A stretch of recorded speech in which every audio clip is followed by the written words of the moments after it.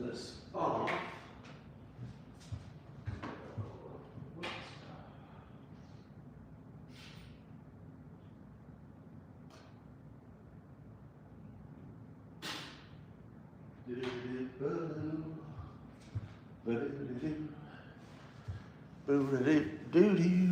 Oh, there we go. That's nice. Slightly different angle, kind of fun. Keeps us guessing.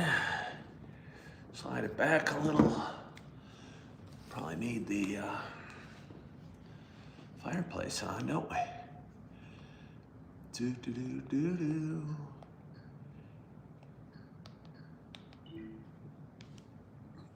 Hello, Rebecca. How are you?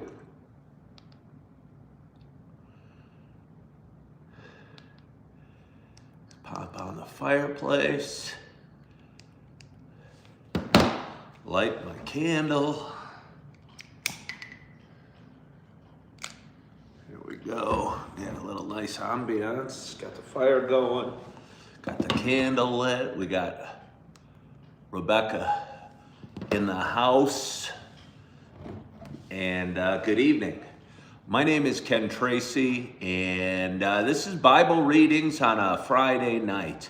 I do a daily show called Coffee with Ken, where I drink some coffee and I talk for a little while. A few months ago, I started reading from the Bible, and it's been a challenge for me, and it's been spiritually draining and raised more questions than it's answered. I started reading, I want to read it cover to cover. It's a big undertaking. I think if I continue to read about 2 chapters a day, it's going to take me about a year and almost a year and a half to get it done. There's 66 books in it, which blows me away. And I'm on the 6th book. But I'm approaching about 20% of the way done, so I don't think it's the books must get shorter as I progress. But either way, I'm in the 6th book. I'm reading Joshua from the book of Joshua, and tonight we are going to be reading. I think it's chapters 9 and 10. Not 100% sure, but don't worry, I have the bookmark in place in the Bible. My experience, again, reading the Old Testament, I don't want to bias you, but I haven't found much goodness or spirituality as I read through the Old Testament. I haven't read these chapters. I haven't looked ahead at all, but almost every chapter and every book that I've come across is either great, in-depth ways to worship the Lord. And I mean serious in-depth, not just saying, hey, be grateful, thank the Lord. But I mean, amazing detail and amazing kind of almost a bloodlust in the ways that we're supposed to, according to the Old Testament at least, worship the Lord. And the other part is savagery on the part of Israel going in and invading various towns and wiping them out and burning them down. And it's not just the people doing it. It is God commanding it, at least if you believe the Old Testament. So this has been a struggle for me. So pay attention. I don't know what the book of Joshua 9 and 10, or excuse me, chapters 9 and 10 holds, but I'm going to read them for you tonight. And I hope you enjoyed tonight's reading. It's a cold one out there. It was just a tea shop, or not a tea shop, a coffee shop, having a couple cups of tea. And feels good to be home. Again, chapter 9, book of Joshua. Chapter 9, the Gibeonite deception.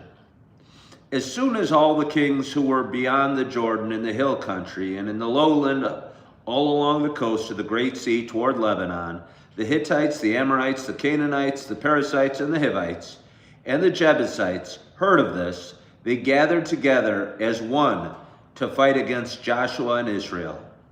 But when the inhabitants of Gibeon heard what Joshua had done to Jericho and to Ai, they on their part acted with cunning and went and made ready provisions and took worn out sacks for their donkeys and wineskins, worn out and torn and mended, with worn out patched sandals on their feet and worn out clothes. And all their provisions were dry and crumbly. And they went to Joshua in the camp of Gilgal and said to him and to the men of Israel, "We have come from a distant country, so now make a covenant with us."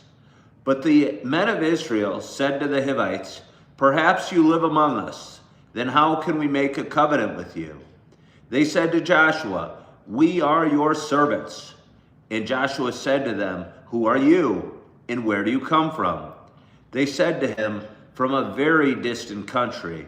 Your servants have come, because of the name of the Lord your God, for we have heard a report of him, and all that he did in Egypt, and all that he did to the two kings of the Amorites who were beyond the Jordan, to Sihon the king of Heshbon, and to Og king of Bashan, who lived in Ashtaroth. So our elders and all the inhabitants of our country said to us, 'Take provisions in your hand for the journey, and go to meet them, and say to them, We are your servants. Come now, make a covenant with us. Here is our bread. It was still warm when we took it from our houses, as our food for the journey on the day we set out to come to you. But now, behold, it is dry and crumbly. These wineskins were new when we filled them, and behold, they have burst. And these garments and sandals of ours are worn out from this very long journey.' So the men took some of their provisions, but did not ask counsel from the Lord. And Joshua made peace with them, and made a covenant with them to let them live, and the leaders of the congregation swore to them. At the end of 3 days, after they had made a covenant with them, they heard that they were their neighbors, and that they lived among them. And the people of Israel set out and reached their cities on the 3rd day.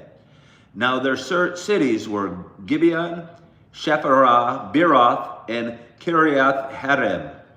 But the people of Israel did not attack them, because the leaders of the congregation had sworn to them by the Lord, the God of Israel. Then all the congregation murmured against the leaders. But all the leaders said to all the congregation, "We have sworn to them by the Lord, the God of Israel, and now we may not touch them. This we will do to them. Let them live, lest wrath be upon us, because of the oath that we swore to them."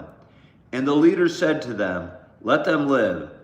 So they became cutters of wood and drawers of water for all the congregation, just as the leaders had said to them.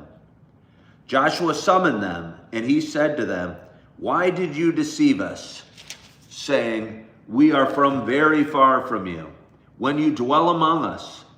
Now therefore you are cursed, and some of you shall never be anything but servants, cutters of wood and drawers of water for the house of my God." They answered Joshua, "Because it was told to your servants for a certainty that the Lord your God had commanded his servant Moses to give you all the land and to destroy all the inhabitants of the land from before you. So we feared greatly for our lives because of you and did this thing. And now, behold, we are in your hand. Whatever seems good and right in your sight to do to us, do it." So he did this to them and delivered them out of the hand of the people of Israel, and they did not kill them. But Joshua made them that day cutters of wood and drawers of water for the congregation and for the altar of the Lord to this day in the place that he should choose. Chapter 10. The sun stands still.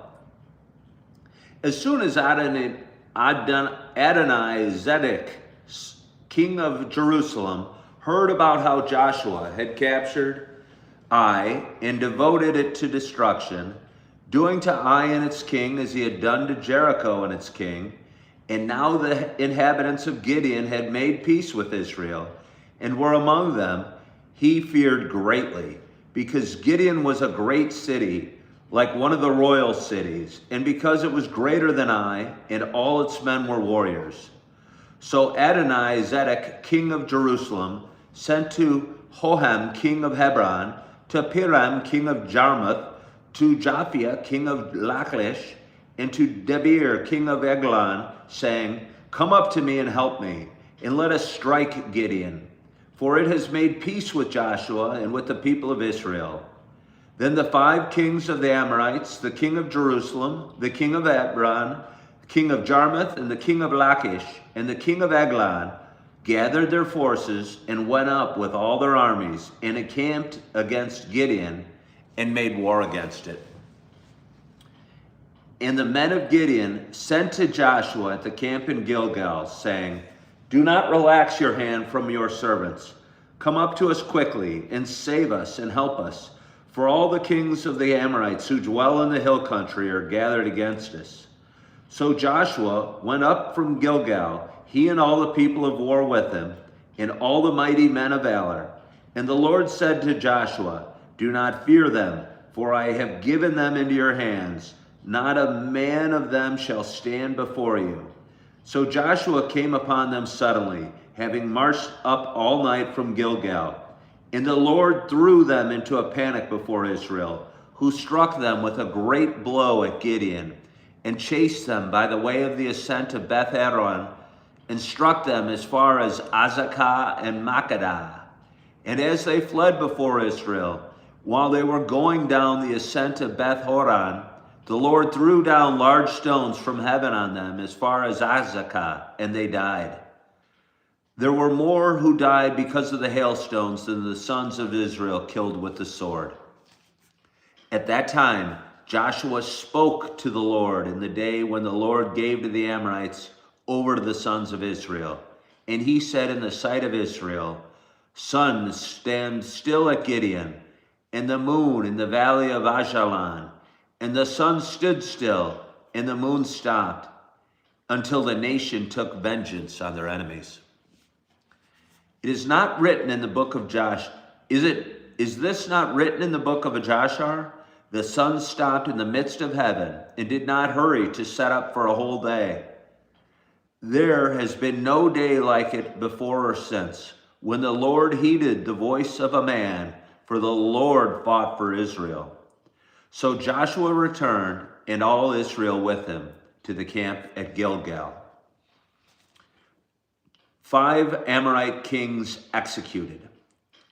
These 5 kings fled and hid themselves in the cave at Makkedah.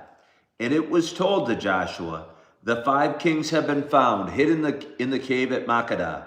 And Joshua said, Roll large stones against the mouth of the cave, and set men by it to guard them. But do not stay there yourselves. Pursue your enemies, attack their rear guard. Do not let them enter their cities, for the Lord your God has given them into your hand. When Joshua and the sons of Israel had finished striking them with a great blow until they were wiped out, and when the remnant that remained of them had entered into the fortified cities, then all the people returned safe to Joshua in the camp of Makkedah. Not a man moved his tongue against any of the people of Israel. Then Joshua said, Open the mouth of the cave and bring those 5 kings out to me from the cave. And they did so, and brought those 5 kings out to him from the cave. The king of Jerusalem, the king of Hebron, the king of Jarmuth, the king of Lachish, and the king of Eglon. And when they brought those kings out to Joshua, Joshua summoned all the men of Israel and said to the chiefs of the men of the war who had gone with him, Come near, put your feet on the necks of these kings. Then they came near and put their feet on their necks. And Joshua said to them, Do not be afraid or dismayed. Be strong and courageous, for thus the Lord will do to all your enemies against whom you fight. And afterward, Joshua struck them and put them to death, and he hanged them on 5 trees. And they hung on trees until evening. But at the time of the going down of the sun, Joshua commanded, and they took them down from the trees and threw them into the cave where they had hidden themselves. And they set large stones against the mouth of the cave, which remain to this very day. As for Makkedah, Joshua captured it on that day and struck it and its king with the edge of the sword. He devoted to destruction every person in it. He left none remaining. And he did to the king of Makkedah just as he had done to the king of Jericho. Conquest of southern Canaan. Then Joshua and all Israel with him passed on from Makkedah to Libnah and fought against Libnah. And the Lord gave it also and its king into the hand of Israel. And he struck it with the edge of the sword, and every person in it. He left none remaining in it. And he did to its king as he had done to the king of Jericho. Then Joshua and all Israel with him passed on from Libnah to Lachish, and laid siege to it, and fought against it. And the Lord gave Lachish into the hand of Israel, and he captured it on the second day. And he struck it with the edge of the sword, and every person in it, as he had done to Libnah. Then Horam, king of Gezer, came up to help Lachish, and Joshua struck him and his people until he left none remaining. Then Joshua and all Israel with him passed on from Lachish to Eglon, and he laid siege to it and fought against it. And they captured it on that day and struck it with the edge of the sword. And he devoted every person in it to destruction that day, as he had done to Lachish. Then Joshua and all of Israel with him went up to Eglon to Hebron, and they fought against it and captured it and struck it with the edge of the sword, and its king and its towns and every person in it. He left none remaining, as he had done to Eglon, and he devoted it to destruction and every person in it. Then Joshua and all of Israel with him turned back to Debir and fought against it, and he captured it with its king and all its towns. And they struck them with the edge of the sword and devoted to destruction every person in it. He left none remaining, just as he had done to Hebron and to Libnah and its king. So he did to Debir and its king. So Joshua struck the whole land, the hill country and the Negeb and the lowland and the slopes and all their kings. He left none remaining, but devoted to destruction all that breathed, just as the Lord God of Israel commanded. And Joshua struck them from Kadesh Barnea as far as Gaza, and all the country of Goshen as far as Gibeon. And Joshua captured all these kings and their land at one time before the Lord God of Israel fought for Israel. Then Joshua returned, and all Israel with him, to the camp at Gilgal. And with that, we are finished with tonight's reading of chapters 9 and 10 of the book of Joshua. Again, I find it kind of interesting.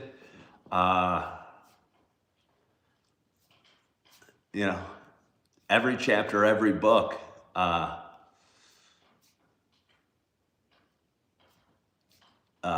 again, it's about taking and wiping out everybody in these cities that they're capturing. It surprises me, but I'm starting to expect it and not be surprised. But that is apparently the Old Testament. And I want to thank you so much for joining me tonight. And I hope you're having a wonderful Friday. And you enjoyed tonight's reading. You're looking forward to your evening. You get a great night's sleep. You are feeling good. You are loving yourself. You are forgiving yourself. And as always, I hope to talk to you soon. Bye-bye.